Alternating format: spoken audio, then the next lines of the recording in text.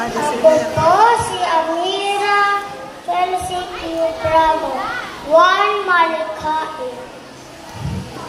Wikang Pilipino ni Marlene D.P. Esquera. Wikang Pilipino, ang wikang kinagustuhan ko. Ito'y pamana ng ninuno ko. Marami nagtatangka na ito'y mabago. Sila'y di nagtagumpay pagkat pinaglaban ito. Tayo'y Pilipino, may sariling wika. Dapat ipatanggol at pagkamahalin. Hindi lang sa salita, magko sa isip at gawa. Tayo'y Pilipino'y iba ang kahanga-hanga. Katulad na lamang sa pandemya sinubok.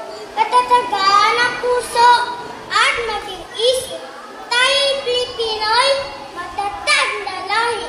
Sa patutulungan, bawat isa'y nakikibahagi. Sinubok at tatag, nyari ating lahi. Sa pananalangin, kaligtas ay mithi. Ang bawat isa'y sa Diyos ay lumapit. Iyan tayo Pilipino, matatag na lipid.